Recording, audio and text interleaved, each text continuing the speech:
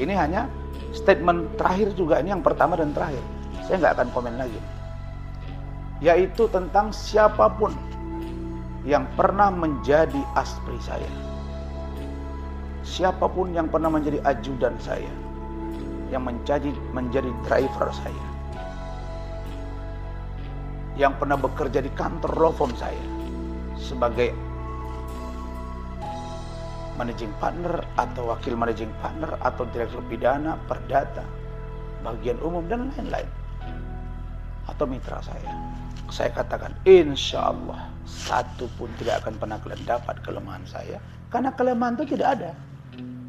Dan saya memang manusia pendosa, saya banyak dosa, tapi saya setidaknya berusaha lebih baik dari orang-orang yang menjelekkan saya. Saya tertawa sekaligus senyum, namun sedih. Masa iya sih seorang Claudia Senduk mengatakan saya melecehkan dia, terus dibilang ponakan saya, aspri saya membiarkan dia, bilang ada tamu mau datang.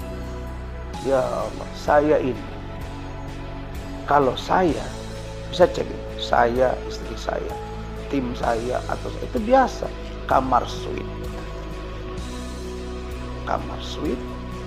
dan kita bertamu dalam pengertian kita bertemu dengan aspri kita di satu ruangan, kita berdiskusi.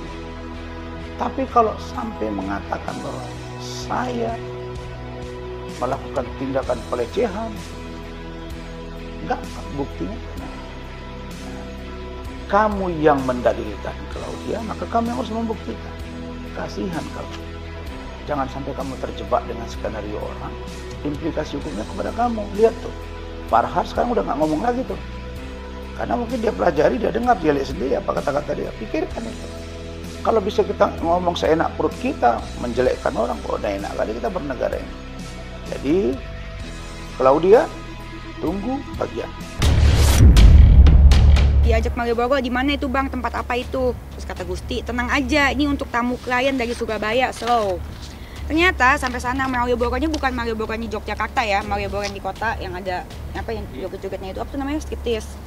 Iya, nah sampai sana mereka masuk tuh berempat ke room. Abis itu staff-staffnya disuruh keluar. Dua staffnya disuruh keluar ya? Iya, disuruh keluar, ditutup hordeng.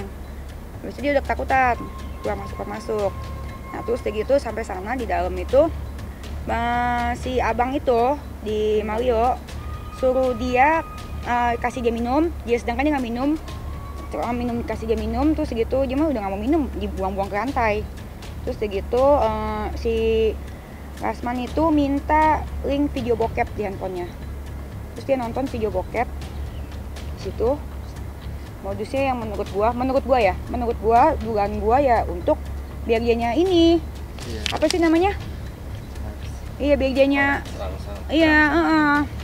udah gitu nontonnya pas di sebelah aku banget gitu Kak. Jadi kadang kalau misalnya dia nonton tuh sambil pegang tangan terus kayak usepin paha gitu, kayak sengaja banget gitu. Padahal kayak apa ya, geli sendiri gitu nggak sih? Maksudnya itu nggak pantas banget buat dilakuin seorang atasan kepada asprinya sendiri, yang padahal notabene dia bangga-banggakan. Kan dia bilang kan katanya ngomongnya kan agama banget kan? Iya kan, ngomongnya agama banget. Waktu itu dia ngatain Hotman apa nggak ke Hollywood apa ya? Saya nggak pernah ya. Aku ada juga video ini nih Kak. Saya nggak suka tuh sama si Gusti, dia taunya adanya pelecehan dia diem aja. Si Ade juga tuh bininya tuh. Orang bukannya minta maaf ya, harusnya kan sebagai istri tahu lakinya kayak gitu minta maaf. Malah WA. Jangan di Zoom, soalnya lagi nonton bokep. Ini gue buka karena gue dapet tadi kalau dia dibilang sama itu fitnah ya? Fitnah. Tadi ada dia kayak apa? Respon juga. Iya, bilang fitnah dari mana? Mana mungkin sih Dennis fitnah? Dari dulu apa yang gue ngomong ya pasti ada buktinya. Itu baru satu dari per 100 kali ya. Buktinya. Itu yang berani ngomong cuman kita aja kali ya Kak. Kita belum tahu yang lain. Sebenarnya ada juga yang mau ngomong, cuman ya nggak mau keluar speak up karena ada juga yang udah punya suami apa segala macem. Jadi cobalah buka suara, ngomong depan muka gue fitnah. Ayo dong Bu Ade, ngomong sama saya. Jangan beraninya sama yang tindas-tindas, ngomong apa segala macem, jangan putar balikin fakta. Itu tuh, laki lu ke Malioboro tuh. Laki lu ke Malioboro, lu marahin korbannya. Marahin laki lu lah, salah lu nggak bisa jaga laki lu.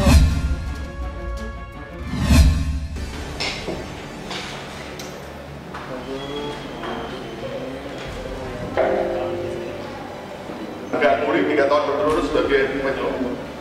Tadi kita dengar semua pembacaan tuntutan dari penuntut umum yang menyampaikan bahwa para terdakwa menurut versi penuntut umum terbukti telah melanggar pasal 170 KUH pidana pengeroyokan sehingga masing-masing dituntut selama 10 bulan tahanan.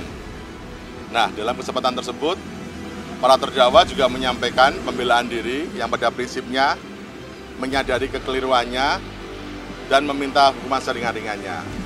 Bahwa dalam penguraian penuntut umum mengajukan tuntutan tersebut tidak disertai pertimbangan yang cukup matang. Itu yang kedua, pertama. Yang kedua, tentang sistem kepantasan. Di hukum kita pada prinsipnya menghargai tentang fakta ya. Jadi ada penghargaan terhadap suatu keadaan. Kita mengenal, kita melihat, kita menyaksikan sendiri korban tidak hadir di persidangan. Sedangkan saksi visum, bukti visum et repertum hanya menerangkan bahwa korban mengalami terlihat luka di sudut bibir sebelah kanan, yang apakah luka itu benar atau tidak belum terkonfirmasi karena saksi ahli yang melakukan visum tersebut tidak dihadirkan oleh JPU dan terdakwa sendiri tidak dihadirkan untuk mengonfirmasi apakah sudut bibir sebelah kanan itu apakah memang benar-benar luka atau karena anatomi wajah mereka, wajah para pelapor, saksi pelapor tersebut. Sangat kecewa sekali. Saya dalam menyampaikan pembelaan secara lisan sempat emosional ya, mungkin rekan-rekan melihat sendiri ya. Karena dalam hal itu saya orang yang sangat mengenal sendiri bagaimana karakter Riko, bagaimana karakter Putra Siregar. Anak-anak ini bukan orang jahat. Anak-anak ini adalah orang yang tumbuh tanpa kasih sayang orang tua, bimbingan orang tua, namun berhasil mandiri. Mereka sebenarnya adalah membutuhkan uluran tangan, mereka membutuhkan bimbingan, bukan kekerasan, bukan ancaman represif semacam ini. Kami harapkan Putra Siregar kita semua tahu tentang kontribusi beliau di masyarakat seperti apa. Kekayaan dia sama sekali tidak sebanding dengan jumlah uang yang disumbangkan kepada masyarakat. Saya mengkonfirmasi soal itu dan saya sebagai saksinya. Selama ini beliau telah mengabdikan diri ya dengan kontribusi yang luar biasa kepada masyarakat sehingga pada kenyataannya hal itu kami harapkan jadi pertimbangan hakim. Bagaimana orang yang dalam usahanya mengedepankan prinsip kemanusiaan bagi masyarakat dianggap menyerang masyarakat berdasarkan pasal tuntutan 170. Nah, itu kami ingin mengungkap hal itu sebagai jadi pertimbangan hakim bahwa sejatinya pasal 170 itu tidak memenuhi unsur untuk diterapkan kepada para terdakwa. Siapa di antara kalian yang pernah menjalani hukuman satu hari ada di sel? Tidak ada, ya. Nah, inilah yang tidak terungkap di fakta persidangan, ya. Kita selama ini hanya menjadi seolah-olah adil dengan memberikan hukuman tanpa mempertimbangkan hukuman itu wajar atau tidak, pantas atau tidak, seimbang atau tidak. Jangan-jangan kita sendiri telah berbuat dolim dengan memberikan hukuman yang melebihi batas, seperti itu. Sehingga dalam hal ini siapapun bisa mengkonfirmasi 3 bulan lebih itu bukan waktu yang ringan. Perasaan tertekan psikologis, batin dan jiwa raga itu sangat berpengaruh, apalagi mendengar 10 bulan. Ya, seperti itu. Tentu itu akan berakibat pada psikologis para terdakwa ya, seperti itu. Apalagi terhadap perkara yang semacam ini. Beda kasus dengan residif yang memang kerjanya seperti itu, memang memiliki niat batin untuk melakukan kejahatan seperti itu sebagai kegiatannya. Beda. Tetapi kita lihat, sebagaimana saya sampaikan, ada di dunia ini hewan yang berdasarkan manfaat dan mudaratnya wajib dikurung, tetapi ada juga burung-burung yang memiliki bulu-bulu yang indah yang tidak pantas dikurung. Para terdakwa adalah salah satunya, contoh di antara hal seperti itu. Betul, sejak pertama kali mereka dijebloskan ke dalam tahanan, ya, di mana upaya restorasi justice yang kita mohonkan selalu mengalami kendala, kita melihat bahwa di sana tidak ada ketiadaan. Tetapi bagaimana kita mau menyalahkan siapa? Ini adalah proses hukum yang diberikan sejak zaman Belanda kepada kita, sejak zaman kolonial, yang menempatkan korban sebagai orang yang lebih tinggi derajatnya, seolah-olah si pelaku harus menerima hukuman yang jauh lebih besar daripada korban. Nah, itu yang kita ingin kritisi untuk membangun hukum kedepannya lebih baik. Saya sangat berharap sekali ya, tapi di sini gini ya, pada prinsipnya saya nggak ingin membuang waktu mereka. Sebenarnya jasa penuntut umum dan hakim juga paham kok, dan bisa menilai, seandainya mereka berdialog dengan hati nurani sendiri, pantas tidak para terdakwa ini dinyatakan bersalah, dan kalau seandainya dinyatakan bersalah, pantas tidak menerima hukuman semacam itu. Nah, oleh karena itu saya nggak mau ngomong kosong di depan mereka, saya hanya menyampaikan sisi yang mereka nggak tahu saja. Ya, makanya saya menyampaikan pembelaan semacam itu di pengadilan. Apa yang mesti saya lakuin? Kalau misalkan ada, jadi gini, saya ada di Polres Tengah, kita bicara Tiger Wong Entertainment lah. Ada yang bilang iya, ada yang bilang enggak. Kita maju lagi nih, tingkatan lebih tinggi. Yang satu bilang enggak. Tiba-tiba jam 10 yang ini bilang iya. Saya nggak perlu kasih tahu ya orang-orangnya siapa. Cuman orang-orang itu orang-orangnya saya hormati sekali. Wah, saya bingung gitu loh. Jalanin, kelihatan nanti tulusnya kamu seperti apa. Kamu nggak ini. Ada yang satu bilang, meredain dulu aja. Karena mau itu berhasil, lu dikira nggak dompleng. Mau itu bilang nggak berhasil, nanti lu ketawain. Nah, bener sih. Jadi gue harus gimana ya? Nah, sekarang saya malah balikan. Itu pertanyaan bener. Malah saya balikan ke kalian, seharusnya saya harus bagaimana? Karena memang visinya itu memang harus diluruskan semuanya. Ada yang bilang sekarang LGBT, ada yang sekarang apa. Luruskan. Kita yang bisa meluruskan. Jadiin itu pakaian yang unik, yang menarik. Jadi orang-orang yang datang, yang menjadi kontestan itu bukan pakaian yang seperti itu, tapi dia bisa mendaur ulang dari koran, dari plastik dia pakai. Jadi yang ikut itu adalah orang-orang yang kreatif, nggak perlu jadi orang kaya, jangan perlu jadi kaya istilahnya untuk bisa menjadi juara, untuk menjadi juara mendapatkan 100 juta. Semua orang bisa ikut asal kreatif, apapun didaur ulang.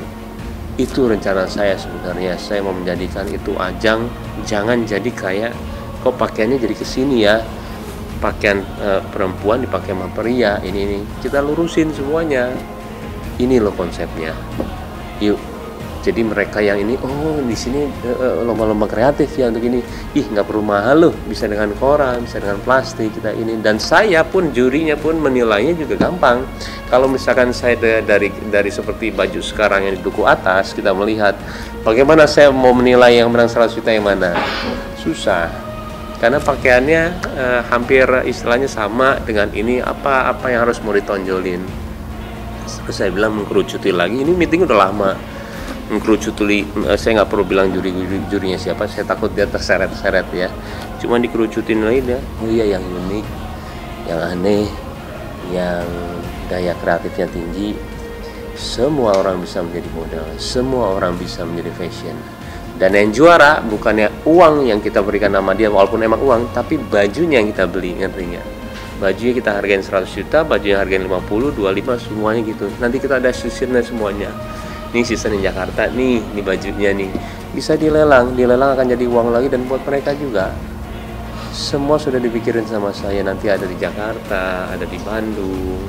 Dan semuanya itu yang ikut nanti desainer juga dari tiap-tiap kota. Jadi sekarang desainer semuanya Jakarta.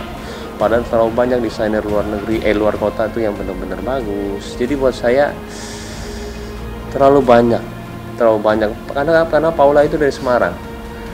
Kenapa dia pindah ke Jakarta? Karena di Semarang tidak bisa menjadi model, nggak bisa. Dan Paula merasakan banget gimana caranya di setiap kota itu berhak menjadi model, berhak menjadi desainer, tidak perlu ke Jakarta semuanya. Dan majalah-majalah yang hebat itu dia menonjolkan siapa sih? Orang-orang elit semuanya. Kenapa nggak orang-orang seperti menengah ke bawah yang suka sama fashion juga? Bagaimana caranya? Gerakan ini terlalu gede gitu loh, susah juga kita mengartikannya.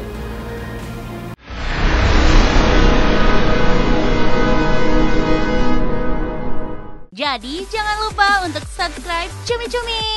Ditekan ya tombol lonceng merahnya.